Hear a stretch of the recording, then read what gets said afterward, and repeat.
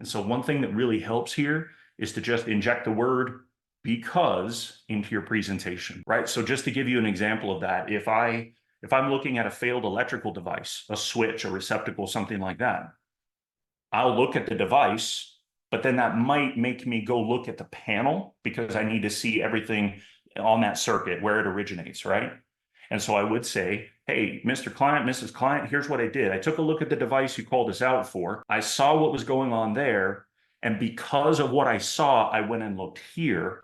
Now we start to really link together all the things that we're going to discuss when we give our presentation. There's also some hidden treasure in every single call that you run. And when we give permanent solutions, that's an opportunity for our clients to be served at the highest level. Now, of course, we get some benefit from that as well, right? We get a higher ticket. We get to do more work in the home, all of those great things.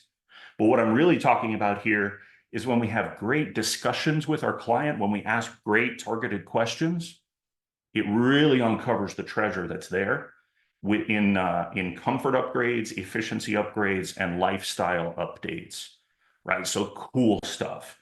Anybody on the call not have cool stuff to sell in your industry?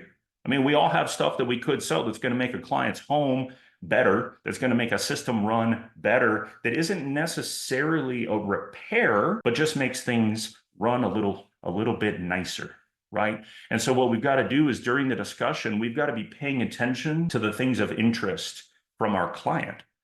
What did they get interested in when I talked about it?